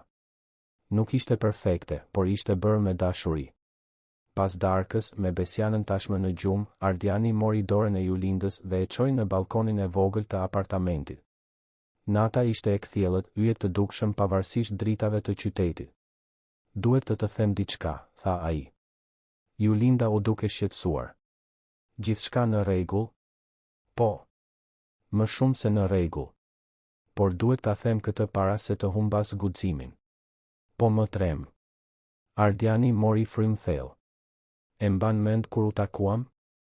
Unë isha një njeri bosh që shtiresha se isha plot. Punova pa pushim për të mos menduar, për të mos ndjerë. Dhe pastaj një vajzë 5 vjeçare më kërkoi ndihmë dhe e gjithë jeta ime ndryshoi. Ardian. Më lër të mbaroj, kërkoi ai butësisht. Ti dhe Besiana më shpëtuat po aq sa ju shpëtova unë atë natë. Ju më treguat se çfarë është vërtet e rëndësishme. Dashuria. Familja. Lidhja. Gjëra që asnjë sasi parash nuk mund t'i blej. Dhe unë zbulova se nuk dua të jetoj pa këtë. Nuk dua të jetoj pa ju. Ai u gjunjëzua dhe Julinda vuri dorën në gojë, syt duke ju zgurdulluar. Julinda, e di që nuk jemi një çift tradicional. E di që historia jon filloi në një mënyrë të çuditshme. Por kur nuk kam qenë kaq i sigurt për diçka. Ti je personi më i mrekullueshëm që njoh. E fortë, trime, e dashur. Dhe Besiana është bia që kur nuk e dija se doja derisa e takova. Dua të kaloj pjesën tjetër të jetës sime me ju të dyja. Dua të zgjohem pranë teje çdo ditë. Dua ta shoh Besianën të rritet. Dua të ndërtoj një familje të vërtetë. Ai nxori nga xhepi një kuti të vogël. Brenda, një unaz e thjesht por e bukur. Martohu me mua? Julindës i rridhnin lot në përfytyrë. Po, përshpëriti ajo. Po, 1000 herë po. Ardiani i vuri unazën në gisht me duar të dridhura. Pastaj u ngrit dhe e puthi, thellë, duke derdhur në puthje gjithë dashurinë që ndjente. Nga dhoma, një zë për gjumësh bërtiti, po bëni zhurmë. Dhe pastaj, më e zgjuar, prit, Ardiani është në gjunjë? Ai I propozoi mamit për martesë? Ata u ndan duke qeshur. Besiana u shfaq në balkon me pijama, sytë e zgurdulluar. I propozove? I pyeti ajo Ardianin. Vërtet? I propozova. Dhe mami tha po? Tha. Besiana lëshoi një brit në gëzimi dhe u hodh në krahët e të dyve. Ata ranë në dyshemen e balkonit, të tre bashk, duke qeshur dhe duke qarë në të njëjtën kohë. Do të kem një baba të vërtet? Pyeti Besiana, sytë duke I shkëlqyer. Do të kesh, konfirmoi Ardiani. Nëse ti dëshiron. Dua. Gjithmonë kam dashur. Ai e shtrëngoi më fort duke ndjer Julindën nga ana tjetër dhe për herë të parë në jetën e tij të rritur, Ardian Gashi u ndjei I plodh. Dasma ishte e thjesht, 3 muaj më vonë. Vetëm disa njerëz të afërt. Gëzimi, shoferi që ishte bërë mik. Anila, që qau gjatë gjithë ceremonisë. Petrita, punonjësja sociale, që kishte ndjekur gjithë rrugëtimin dhe tani shite me krenari se si gjithçka kishte shkuar mirë. Disa kolegë pune të Julindës. Mësuesja e Besianës. Njerëz që kishin rëndësi. Ceremonia u mbajt në parkun ku të tre kishin kaluar kaq shumë pasdite. Besiana ishte luleshitësja, duke e marrë misionin e saj aq seriozisht saqë Ardiani dhe Julinda duhej të mbanin të qeshurën. Kur erdhi koha për betimet, Ardiani shikoi Julindën dhe pa jo vetëm gruan që donte, por gjithë rrugëtimin që I kishte sjell deri aty. Julinda, filloi ai, zëri I dridhur. Ditën kur të takova, unë isha I humbur. Kisha gjithçka dhe nuk kisha asgjë. Ti dhe Besiana më treguat rrugën për në shtëpi. Më treguat se familja nuk është vetëm gjak. Është zgjedhje. Është dashuri. Është të shfaqesh çdo ditë dhe të zgjedhësh të jesh I pranishëm. Unë premtoj të jem I pranishëm. Premtoj t'ju dua të dyja me gjithçka që kam. Premtoj të jem babai që Besiana meriton dhe partneri që ti gjithmonë ke qenë shumë e fortë për të pasur nevojë, por që shpresoj ta duash gjithsesi. Julinda fshiu lotët, u përpoq të fliste, por zëri I dështoi. Mori frym thellë dhe provoi përsëri. Ardian, kur erdha në këtë qytet, po ikja nga një e kaluar dhe po kërkoja një të ardhme më të mirë. Nuk e imagjinoja se do të gjeja ty, nuk e imagjinoja se ekzistonte dikush si ti, Tina, dhe siguri, por më shumë se kaq, Tina, dhe dashuri. Ti na zgjodhe ne kur nuk kishe asnjë arsye për të zgjedhur. Ti qëndrove kur do të ishte më e lehtë të largoheshe. Ti më mësove se është e mundur të besosh përsëri, të ëndërrosh përsëri, të besosh se ditë më të mira do të vinë. Unë premtoj të dua çdo ditë. Premtoj ta ndërtoj këtë familje me ty, premtoj të mos harroj kurrë se nga vim dhe gjithmonë të vlerësoj se ku jemi. Kur zyrtari I deklaroi burr e grua, Besiana duartrokiti aq fort saqë të gjithë qeshën. Dhe kur Ardiani puthi gruan e tij, e dinte se të gjitha paratë e botës nuk vlenin sa ai moment. Jeta pas martesës ishte një rrugëtim përshtatjesh. Ardiani shiti apartamentin luksos dhe u shpërngul zyrtarisht në laprak. Në fillim, Julinda protestoi, duke thënë se apartamenti ishte shumë I vogël. Por Ardiani këmbënguli. Nuk kishte nevojë për hapësirë. Kishte nevojë për familje. Përfundimisht blen një shtëpi të vogël në periferi, me obor për Besianën të luante dhe hapësirë për të rritur. Ardiani vazhdoi të punonte, por ndryshoi fokusin e kompanisë. Filloi të investonte në projekte banimi të përballueshme, në programe që ndihmonin emigrantët të gjenin punë të denjë, në iniciativa arsimore për fëmijët me të ardhurat të ulta. Përdori suksesin e tij për të bërë një ndryshim të vërtetë. Julinda u kthye në shkollë, diçka që gjithmonë kishte ëndërruar, por kur nuk kishte pasur mundësi. Bëri fakultetin për administrim biznesi, u diplomua me nota të shkëlqyera dhe përfundoi duke u bërë partnere e Ardianit në disa projekte. Ajo kishte një dhunti natyrale për biznesin dhe një empati që ekuilibronte në mënyrë perfekte vizionin e tij. Besiana u rrit e rrethuar me dashuri. Kur më nuk pati ftohtë. Kur më nuk ndjeu frikë se nuk do të kishte ushqim. Kur më nuk e pa nënën të humbiste ndjenjat nga raskapitja. Por më e rëndësishmja, u rrit duke ditur se familja nuk është perfekte. Është e zgjedhur. Është e ndërtuar me dashuri, durim dhe prani të vazhdueshme. Vite më vonë, një natë dimri, binte përsëri dëbor në Tiranë. Ardiani ishte në dritaren e shtëpisë së re, duke vëzhguar flokët e Deborës të binin. Besiana, tani 10 vjeç, erdhi pranë tij. Po mendon për atë natë, apo jo? Pyeti ajo. Po. Si e di? Sepse edhe unë mendoj. Sa herë që bie Debor. Dhe çfarë mendon? Besiana qëndroi në heshtje për një moment. Mendoj se ishte nata më e frikshme e jetës sime. Por ishte gjithashtu nata që ndryshoi gjithçka. Sikur të mos kisha dalë, sikur ti të mos kishe ndaluar, sikur ne të mos ishim takuar, jeta jon do të ishte krejtësisht ndryshe. Do të ishte, ra dakord Ardiani. A pendohesh? Që ndalove për të më ndihmuar? Ardiani shikoi vajzën pranë tij. Nuk ishte më aq e vogël. Po rritej, po i ngjante nënës, e fortë dhe e vendosur. Pas disa vitesh do të ishte një adoleshente. Pastaj një e rritur e re. Dhe ai do të ishte aty për çdo fazë, sepse ishte ajo që ai zgjidhte. Çdo ditë. Nuk pendohem asnjë sekond, tha ai sinqerisht. Ishte vendimi më i mirë që kam marrë ndonjëherë në jetë. Edhe pse të është dashur të anulosh takime të rëndësishme dhe të humbasësh para, Besiana ka gjëra më të rëndësishme se paratë. Si për shembull, si dashuria, si familja. Si të zgjohesh çdo ditë dhe të dish se ke diçka për të cilën ja vlen të jetosh. Besiana buzëqeshi dhe e përqafoi. Të dua, babi. Ardiani ndjeu sytë t'i digjinin. Kur nuk lodhej duke dëgjuar atë fjalë. Babi. Edhe unë të dua, bia ime. Julinda u shfaq në derë duke buzëqeshur kur i pa të dy të përqafuar. Çfarë është kjo? Takim sekret? Thjesht po kujtonim se si filloi gjithçka, tha Ardiani duke i zgjatur krahun. Julinda ju bashkua përqafimit, të tre duke qëndruar aty, duke vëzhguar Deborën që binte. Ishte nata kur një vajzë 5 vjeçare, tepër trime për të mirën e saj, doli vetëm në të ftohtë për të shpëtuar nënën.